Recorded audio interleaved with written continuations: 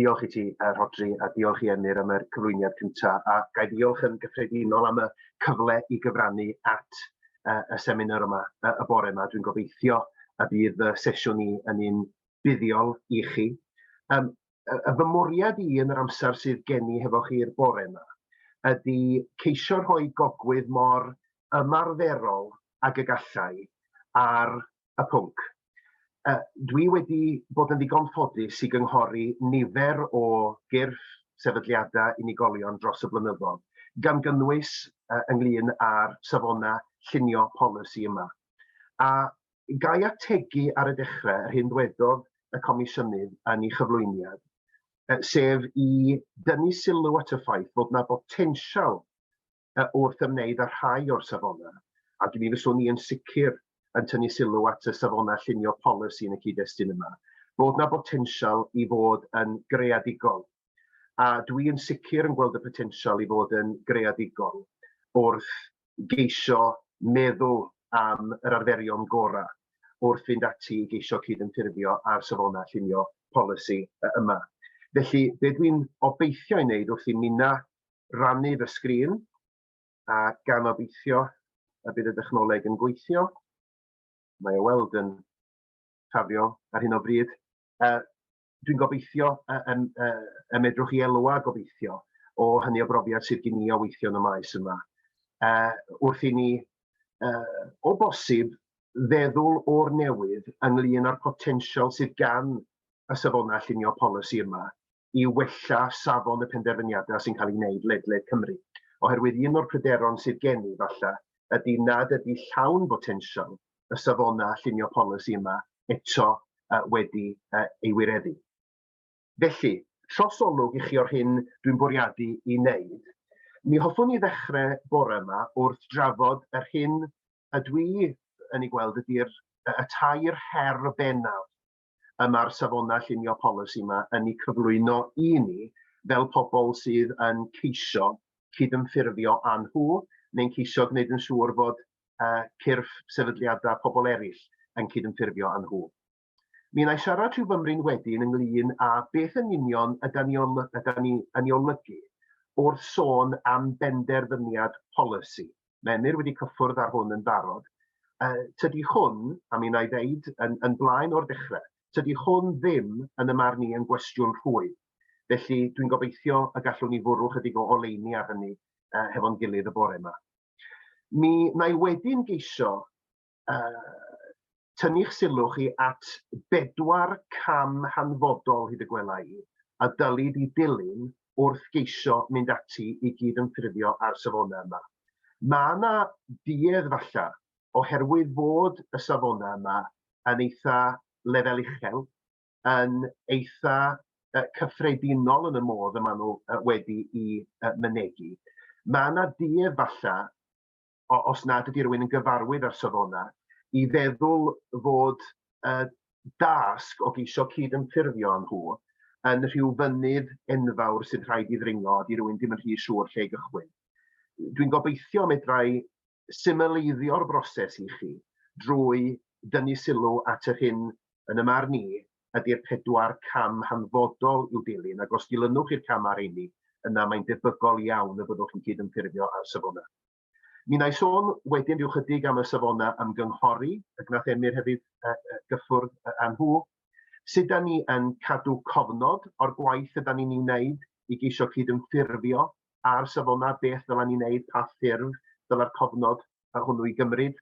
Ac wedyn mi wna I orffen drwy grynhoi falle be dwi yn ei ystyried ydy'r 5 darn o gyngor mwyaf pwysig ar hoffwn I chi I cymryd o'r cyflwyniad yma. Felly, mi nes I sôn am y tair her benna. Beth ydy y tair her benna sy'n wynebu y rheini ohonan ni sy'n ymwneud â'r safona yma? Yr her gyntaf hyd y gwelai, ac fel ddudis I, di hwn ddim yn gwestiwn rhwydd, oes na benderfyniad polisi yn cael ei wneud. Falle pan oedd rhywun yn ymgyfarwyddo ei hun ar safona yn y cychwyn wedi i'r mesur gael I gymeradwyo, Oedd na duedd falle, swn i'n cynnwys fy hun yn hyn o beth, ond na duedd falle i feddwl, wel, beth ydy penderfyniad polisi mewn gwirionedd yn bennaf fydd dogfenna. Dogfenna sydd yn cynnwys y gair polisi yn y teitl yn rhywle, ac felly dyna mwy neu lai ydy hyd a lled y safonau yma. Fel y byddwn ni'n gweld yn ystod y cyflwyniad yma gobeithio, mae yna lawer iawn mwy i'r diffiniad o benderfyniad polisi na hynny. Ac felly, yr her gyntaf sy'n ni'n gwynebu ni ydy gofyn i ni hynny, wel, ydym ni yn ymwneud â phenderfyniad polisi o gwbl, yn ta ydym ni ddim.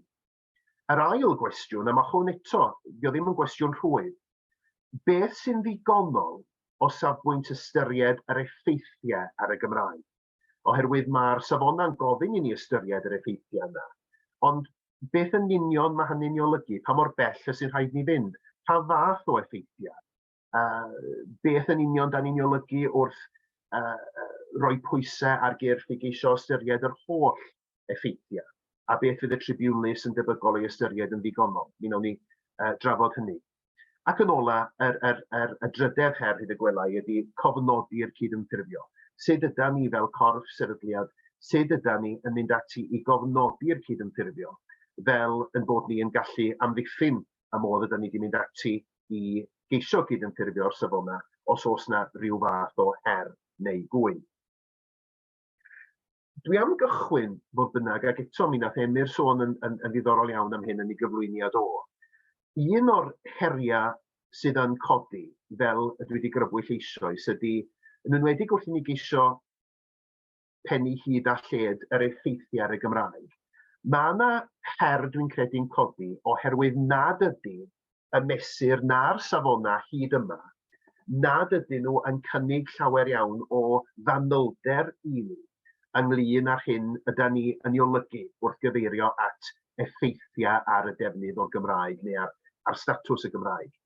A pwynt ar y cychwyn, mae'n eitha difyr cymharu'r gyfraith a ble ydym ni o safbwynt y gyfraith o safbwynt y Gymraeg a'r gyfraith amgylcheddol sydd yn seiliedig yn dal i fod yn drwm iawn ar gyfreithiau Ewropeaidd. Ac un peth sydd yn ddiddorol falle i'w nodi pan mae rhywun yn edrych ar y gyfraith sy'n ymwneud ag asesiadau effaith amgylcheddol, environmental impact assessments, ydy pa mor fanwl ydy'r gyfraith o safbwynt dweud wrth y rheini sy'n gorfod paratoi asesiadau amgylcheddol, beth yn union ydy yr effeithiau neu'r math o effeithiau sydd angen i ystyried. A yn Saesneg yn unig yma y ddeddf yma yn bodoli'n swyddogol. Ond mi welwch chi ar y dudalen yna, enghraifft yn unig, mae yna gymalau eraill yn y ddeddf sydd yn cynnig mwy o arweiniad, ond edrychwch er diddordeb, edrychwch ar yr ymdrech sy'n cael ei wneud i fod yn eitha manwl ar yr hyn ydym ni yn olygu wrth sôn am effeithiau ar yr amgylchedd. Y categorïau gwahanol, y mathau gwahanol o fuddiannau, y gellir ei effeithio y buddiannau amgylcheddol. Dwi'n nodi hynny gan awgrymu falle ar y cychwyn, mae un peth i'w ystyried maes o law, a dwi'n gwybod mae yna ddigon o waith i'w wneud eisoes wrth geisio paratoi safonau pellach ac ymwneud â'r safonau sydd gynnon ni ar hyn o bryd. Ond un pwnc i'w drafod falle yn y blynyddoedd i ddod wrth i ni ddod i'r arfer o'r safonau yma ydy, os na ddadl dros ddiwygio y safonau llunio polisi mwyn gwneud yn gliriach beth yn union ydym ni'n ei olygu wrth sôn am effeithiau ar y Gymraeg. Ac falle dysa hwnnw yn rhoi chydig o gig ar yr asgwrn ac yn cynnig rhywfaint o gymorth pellach i'r rheini ohono ni sy'n gorfod cydymffurfio ar safonau hynny. Ond mae Emyr wedi sôn eisoes, mae mesur y Gymraeg yn diffinio penderfyniad polisi, ac mae o'n diffinio penderfyniad polisi mewn modd hynod eang. Mi allech chi ddadlau, petas rhywun falle yn bod rhyw fymryn yn feirniadol, mi allai rhywun ddadlau falle bod y diffiniad mor eang, yna mae'n anodd iawn gweld beth yn union ydy hyd a lled y diffiniad, ond nid ydy'n bosib gwneud dadl bod rhan fwyaf o waith sefydliad falle y galle fo syrthio mewn i un neu ddau o'r categorïau yma. Ond dyma'r diffiniad sy'n rhaid i ni weithio ag o'r hyn o bryd. Mae penderfyniad polisi yn benderfyniad gan gorff neu sefydliad ynglyn ag arfer swyddogaethau, neu'n benderfyniad ynglyn â chynnal y busnes, the conduct of business yn Saesneg.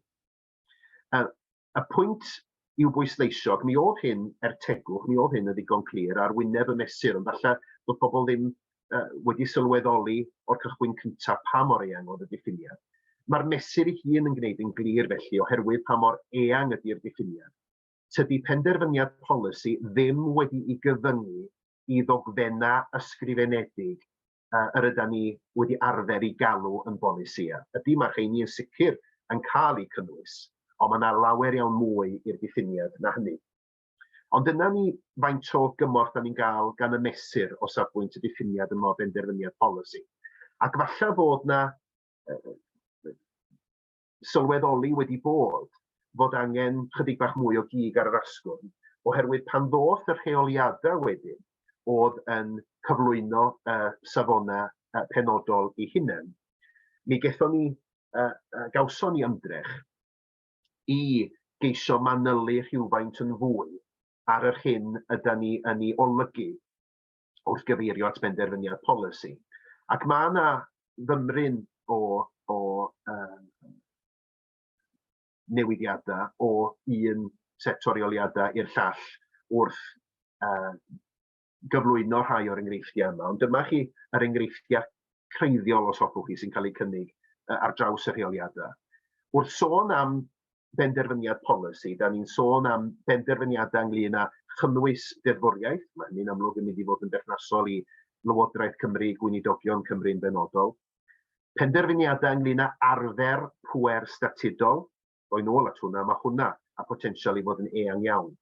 Datganiad polisi, sef y hyn y bysa ni wedi cymryd yn ganiatol, fysa wrth gwrs yn benderfyniad polisi. Mae unrhyw strategaeth sy'n cael ei chyhoeddi, neu unrhyw gynllun strategol, mi fydd hwnnw yn benderfyniad polisi. Ac mae unrhyw benderfyniad ynglyn â strwythur mewnol, dyna be mae'r iaith yma'r rheoliadau ni defnyddio, penderfyniadau ynglyn â llywodraethiant mewnol, staffio mewnol ag ati, mi fydd y rheini hefyd yn debygol iawn o fod yn benderfyniadau polisi.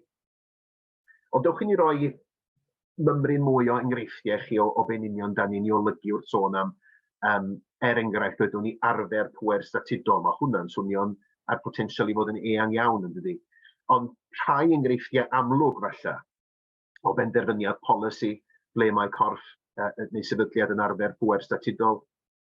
Mi fydda penderfyniad gan gyngor lleol i werthu canolfan hamdden. Mi fydda hwnna yn arfer pŵer statudol o dan un neu fwy o'r deddfa llywodraeth leol. Penderfyniad i gau i ward ysbyty, os oes y corff perthnasol o fewn y gwasanaeth iechyd yn penderfynu cau ward ysbyty, mi fydda hwnna'n enghraifft o arfer pŵer statudol sydd gan y corff hwnnw. Datganiad polisi, hwn di'r un mwyaf rhwydd falle i'w ddeall enghreifftiau amlwg yn fan hyn fydde os oes gan gyngor lleo'r polisi o safbwynt enwi strydoedd, enwi lleoedd, enwi tai, enwi eiddo, polisi cyfryngau cymdeithasol. Mae rheini wedi dod yn ddigon safonol erbyn hyn. Mae hwnna eto yn enghraifft o datganiad polisi, byddai yn benderfyniad polisi gan y corff yn unol ar mesur. Strategaeth, hwn eto weddol rhwydd, enghreifftiau amlwg o strategaethau fydda yn benderfyniad polisi, cynllun strategol Cymraeg mewn addysg, cynllun datblygu lleol. Hwna'n rhywbeth sy'n berthnasol iawn i fy maes i yn sicr does na ddim digon o ddealltwriaeth eto ymysg y rheini ohonon ni sy'n gweithio yn y maes cynllunio gwlad a thref fod y safona yn berthnasol i'r broses o baratoi cynllun datblygu lleol, cynllun corfforaethol, enghraifft arall amlwg a chyffredin o strategaeth. A dwi wedi rhoi enghreifftiau eisoes i chi o benderfyniadau polisi yn ymwneud â strwythur mewnol. Mi fydda fo hefyd yn cynnwys penderfyniadau ynglyn â lleoliad swyddfa, lleoliad gweithwyr ag ati. Un o'r pethau ydw i wedi weld yn codi, neu un o'r arferion ydw i wedi weld yn codi, yn y gwaith sydd eisoes yn cael ei wneud ar benderfyniadau llunio polisi, ac mae o i weld hefyd yng ngwaith y rheini sy'n ceisio cydymffurfio a safonau y llunio polisi, ydy mae yna weithiau ymdrech i wahaniaethu rhwng penderfyniad polisi a beth sy'n cael ei alw'n benderfyniad gweithredol neu operational decision. Ac felly, y ddadl yn aml fydd, wel, di hwn ddim yn benderfyniad polisi, oherwydd rhywbeth lefel uchel ydy penderfyniad polisi. Da ni yn y fan hyn yn gwneud penderfyniad mewn achos unigol, achos unigryw, penderfyniad gweithredol ar gyfer un set o amgylchiadau ydy hwn. Dio ddim yn rhywbeth sydd yn ddigon cyffredinol i natur i gael ei ystyried yn benderfyniad polisi.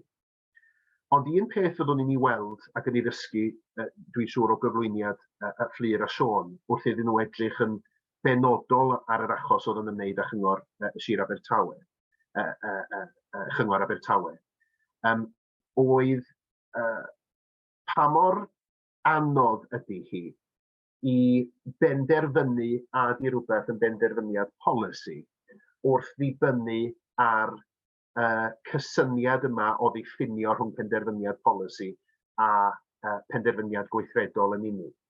Mi oedd na, fel y clywon ni maes o law, mi oedd na ddadl yn y marn i ddigon parchus yn achos cyngor Abertawe. Mae rhyw fath o benderfyniad gweithredol oedd yn cael ei wneud yn yr achos yna, oherwydd mae penderfyniad yn ymwneud â un set penodol amgylchiadau oedd o, penderfyniad mewn un achos penodol. Ac felly yn reddfol, mi oedd na ddadl barchus dwi'n credu yn yr achos yna, yn reddfol, doedd o rwsyd ddim yn teimlo fel penderfyniad polisi, ond eto, mi nath y Tribiwnlys gyntuno yn gywir yn y marn i'n y pen draw hefo'r comisiynydd i fod o'n benderfyniad polisi. A'r rheswm y roedd o'n benderfyniad polisi, mae'n mynd nôl i ba mor eang ydy'r diffiniad o benderfyniad polisi yn y mesur. A'r pryder sydd gen i ydy, mewn nifer digon parchus o achosion, dwi'n siŵr fod y diffiniad yma rhwng penderfyniad polisi a penderfyniad gweithredol, mi fydd o'n yn ddigon da i roi'r ateb yn rhwydd i rywun ynglyn â di rhywbeth yn benderfyniad polisi a'i peidio. Ond mae achos cyngor Abertawe, dwi'n credu, yn enghraifft o ba mor anigonol yn y marn i ydy'r cysyniad yma o wahaniaethu rhwng penderfyniad polisi a pholisi gweithredol. Os ydy natur y penderfyniad yn un ar un olwg falle, nad sydd yn ddigon cyffredinol i natur i gael ei ystyried yn arferol yn beth byddai rhywun yn ei ystyried yn benderfyniad polisi. Ac felly, yr hyn hoffwn i gynnig bore yma ydy, yn hytrach na gofyn, wel ydyn ni'n ymwneud â phenderfyniad polisi neu phenderfyniad gweithredol, dwi'n credu na cwestiwn gwell i'w ofyn, ac mae hyn yn gyfan gwbl gyson a phenderfyniad y Tribiwnlys yn achor cyngor Abertawe, a hefyd y modd y gnath y comisiynydd gyflwyno i ddadl bryd hynny, yn gelfydd ger bron y Tribiwnlys, ydy gofyn, oes na bolisi eisoes yn bodoli sy'n rheoli'r penderfyniad yma? Achos un o'r dadleuon yr oedd cyngor Abertawe i'w wneud yn yr achos yna, dweud, wel, drychwch, da ni wedi gwneud y penderfyniad yma yn unol â dogfenna polisi sydd gynnon ni, sydd yn dweud wrthon ni be wneud fo'n achos o'r fath, achos oedd o'n ymwneud â gwerthu eiddo. Ond dadl y comisiynydd, ac mi oedd y comisiynydd yn llwyddiannus fel y clywon ni gan Fflir a Siôn maes o law. Dadl y comisiynydd oedd dweud, wel na, os edrychwch ar y polisia yna, maen nhw yn llawer iawn rhy gyffredinol, a dyn nhw ddim yn cynnig llawer o arweiniad ynglyn â beth oedd penderfyniad terfynol fod. Mewn geiriau eraill, mae yna benderfyniad strategol pellach i'w wneud, nad, a dydy'r ateb ddim yn amlwg ynglyn â beth ddylid i'w wneud o'r dogfennau polisi yma sydd eisoes yn bodoli. Ac felly dyna'r sail penna'r tribiwnlys dros gasglu bod yna benderfyniad polisi'n cael ei wneud. Felly, rhywun dwi'n awgrymu, os ydych chi rhwng dau feddwl ynglyn â ydy hwn yn benderfyniad polisi a'i peidio, gofynnwch i chi'n oes na bolisi neu pholisia sydd eisoes yn bod sydd neu sydd fwy neu lai yn dweud wrthai sut i ymwneud ar achos penodol yma. A po fwyaf o ddisgresiwn sydd yna, pan fyddwch chi'n gwneud y penderfyniad yna, yna y mwyaf tebygol ydy hi wrth i'r disgresiwn yna gynyddu ac wrth i'r polisi sydd eisoes yn bodoli ddweud llai a llai wrthych chi ynglyn â sut i ymwneud ar achos penodol yna. Yna'r mwyaf tebygol ydy hi a'ch bod chi yn gwneud penderfyniad polisi o'r newydd. Felly, cwestiwn ffeithiol fydd o dwi'n credu, ydy o'n breuddwyd yn mynd i fod yn gwestiwn rhwydd mewn nifer o achosion. Ond dyna'r cwestiwn i ofyn, gofynnwch i chi'ch hunan, os ydych chi'n siŵr ydych chi'n ymwneud â penderfyniad polisi, gofynnwch i chi'ch hun, os na polisi sydd eisoes yn bod sydd yn rheoli'r penderfyniad yma. Ac os nad oes na, ac os gwir angen i chi wneud penderfyniad strategol o'r newydd ynglyn â'r ffordd i fynd, yna mae'n debygol iawn i fod o yn benderfyniad polisi ar gyfer dibenion y safona. A'r rheol air ydy, os da chi ddim yn siŵr, yna mae'n well i chi bod yn geidwadol eich agwedd a phenderfynu y dylech chi geisio chydymffurfio'r safona beth bynnag, oherwydd does na ddim drwg wrth gwrs yn cael ei wneud, does na ddim byd anffodus yn digwydd os ydy rhywun yn o bosib falle yn mynd ymhellach na hyn yma'r safona yn i ofyn ohona ni.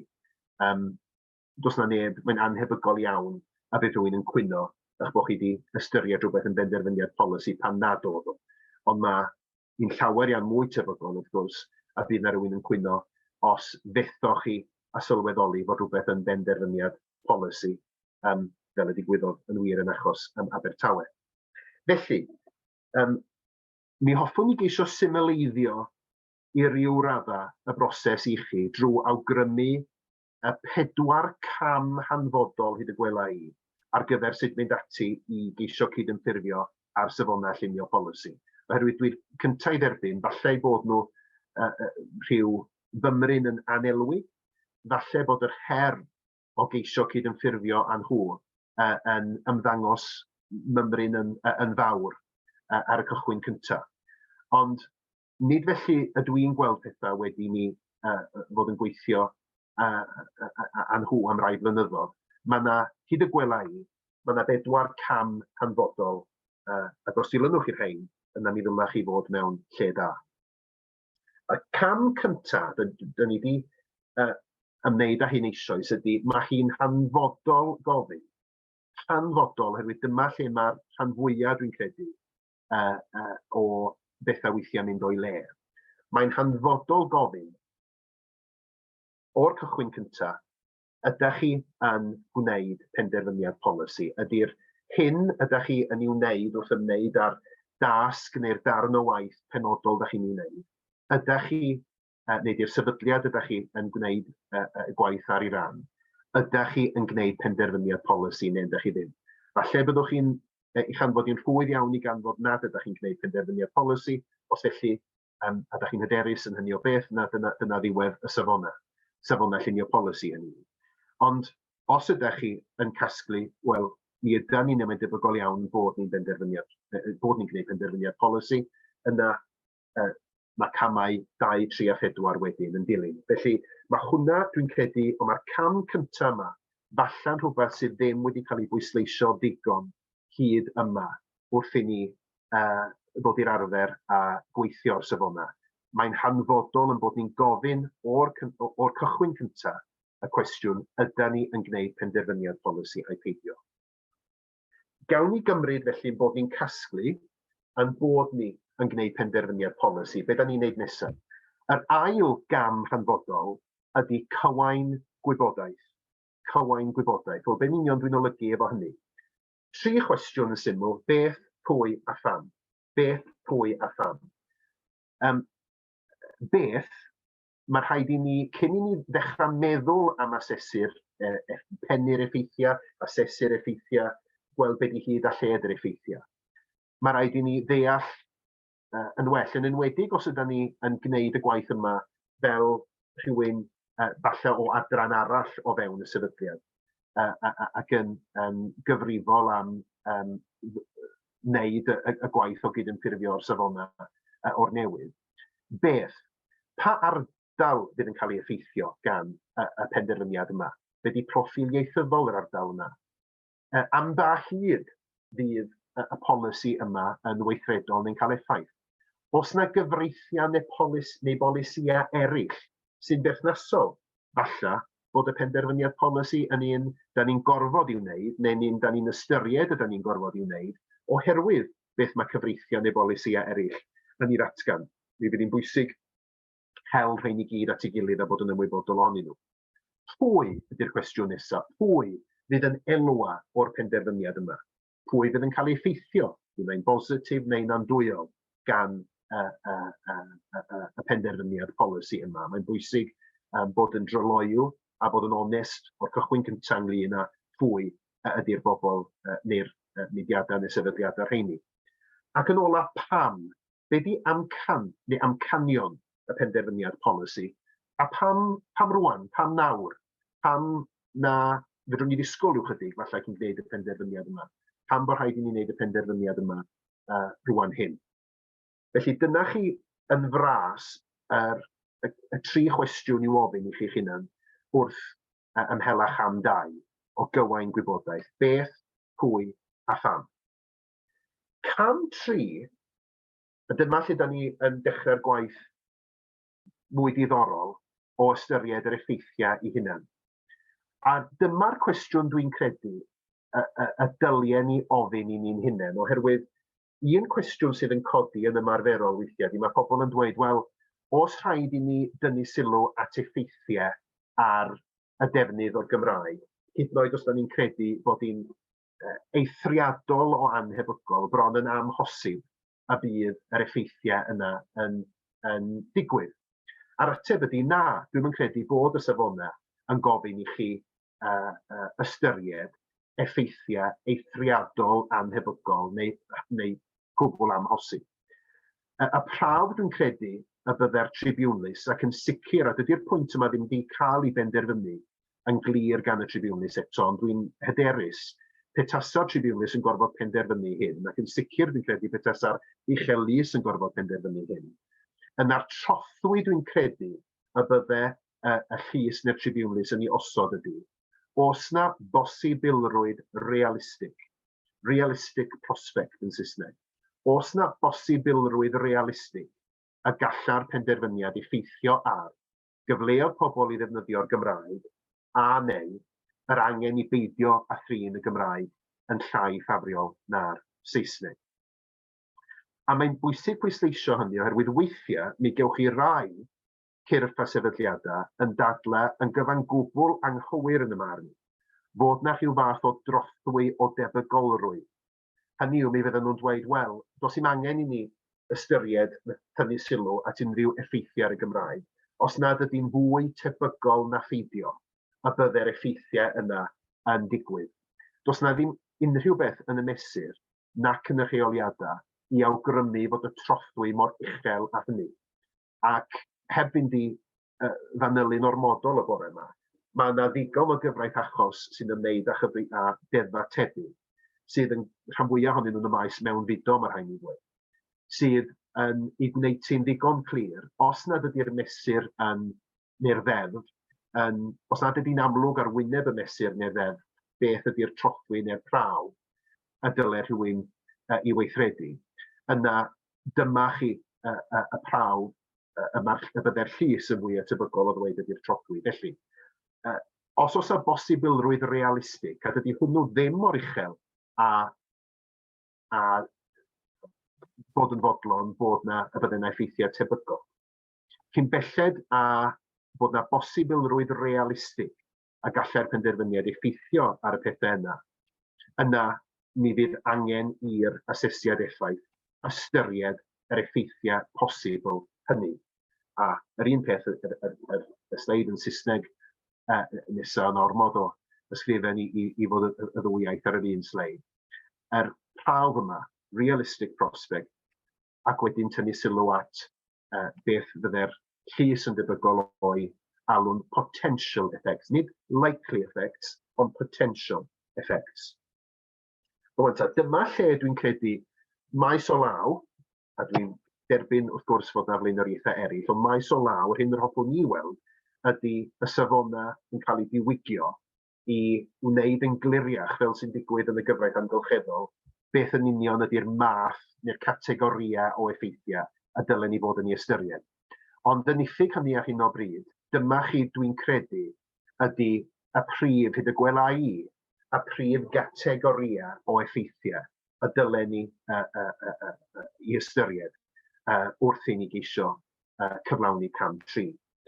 Yn sicr, da ni angen ystyried yr effeithiau ar nifer y siaradwyr Cymraeg, unau'n gyffredinol ar draws Cymru neu mewn un ardal, sector, broffesiwn neu grŵp penodol. Da ni angen ystyried unrhyw effeithiau posib ar drosglwyddiant y Gymraeg. Hynny yw, yn benodol felly ar drosglwyddiant y Gymraeg yn y teulu. Ystyried yr effeithiau ar y Gymraeg yn y gweithle, y defnydd awneir o wasanaethau Cymraeg, y defnydd cymdeithasol o'r Gymraeg, yr effeithiau ar ba mor weladwy ydy'r Gymraeg yn y gymdeithas. Mewn rhai achosion, fydd na ddim effeithiau posib o safbwynt rhai o'r categoria yma. Ac felly, mi fydd yn ddigon rhwydd mewn rhai achosion dweud na, does dim angen i ni, yn amlwg fydd na ddim effeithiau ddwedwn ni ar y Gymraeg yn y gweithle, rwy'n ni dyna'r math o benderfyniad ydyn ni'n ei wneud. Ond mae'n bwysig hynny, defnyddio hwn fel rhyw fath, dwi'n credu, o restr. Pe tasa rhywun yn defnyddio'r restr yma dwi'n ei chynnig i chi, mae'n anhebygol, dwi'n credu, y byddech chi'n hepgor rhyw fath o gategori neu fath o effaith wrth geisio cyflawni cam 3. A mae'r rhestr yn parhau, dwi'n pwysleisio.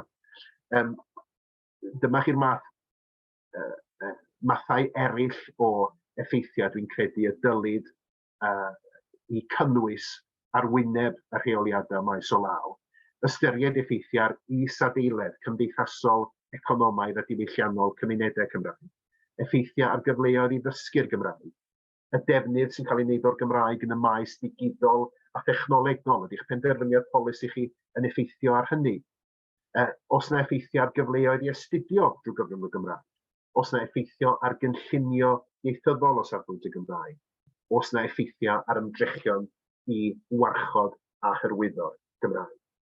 Felly dwi'n cynnig hynny i chi, mi fydda yna eraill dwi'n siŵr yn anghytuno, mi fydda dwi'n siŵr eraill yn dweud falle mod i wedi hepgor rhywbeth pwysig o'r rhestr honno, ond hyd y gwela i, ar sail ymhrofiad i o weithio yn y maes yma, dyma i chi'r rhestr y byswn i'n ei chynnig i bobl.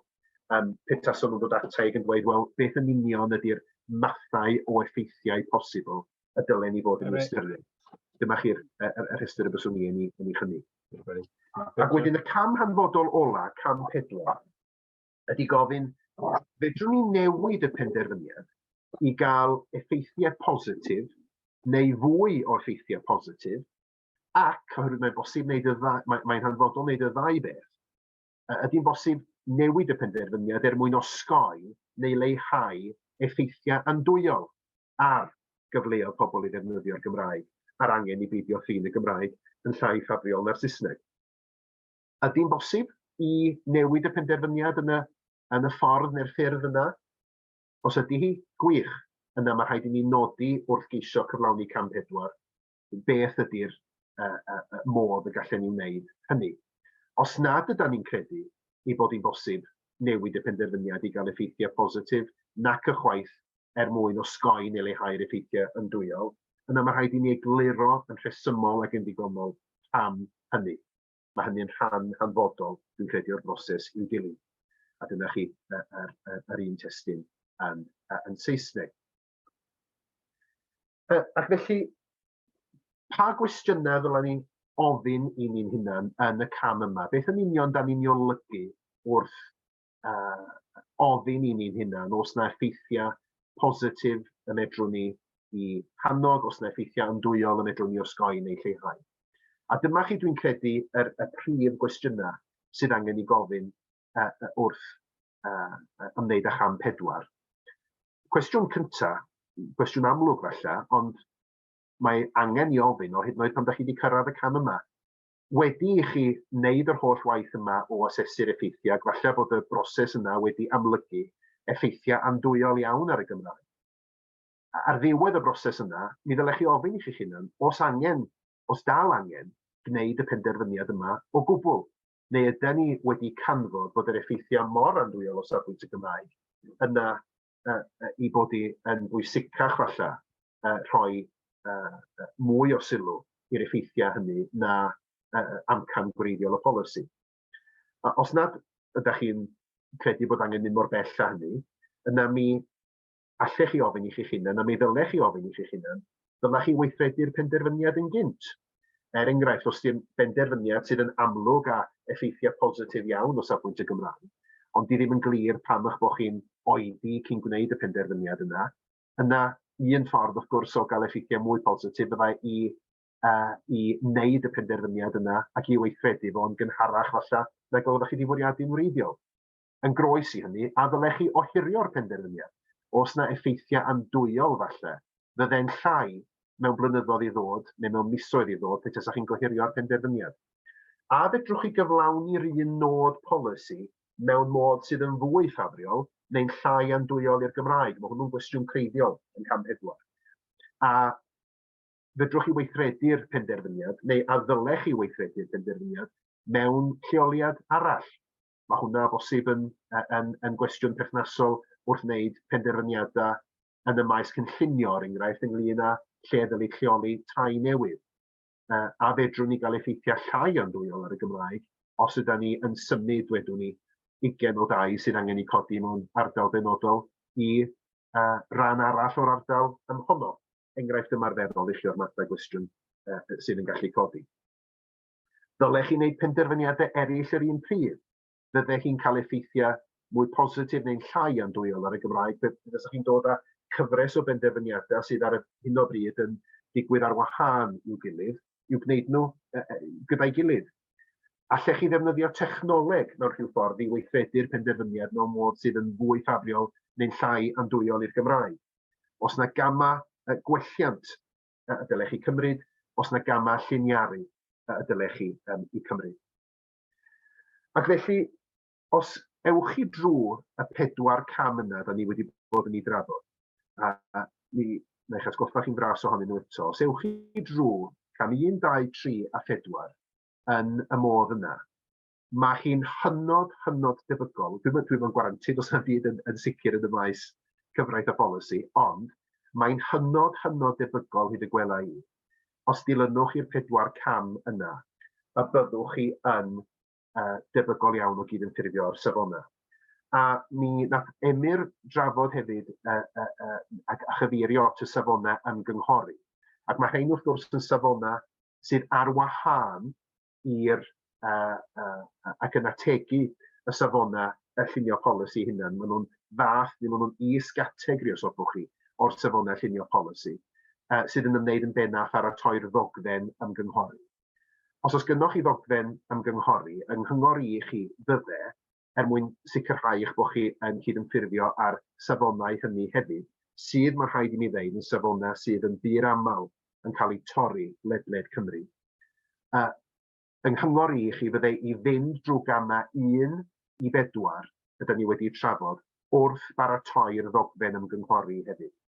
Felly, y broses yn bras fydde, os gennych chi benderfyniad lle mae'n ofynnol i chi, neu mi ydych chi'n penderfynu beth bynnag paratoi dogfen ymgynghori, mi fyswn ni yn mynd drwy gama 1, 2, 3 a 4 wrth baratoi'r ddogfen ymgynghori, ac wedyn, pan byddwch chi yn dod i wneud y penderfyniad wedi'r ymgynghoriad, mae angen mynd drwy gama 1, 2, 3 a 4 eto yn y broses honno. Ac os newch chi hynny, mae'n debygol iawn y bydd arferion da iawn yn cael ei sefydlu.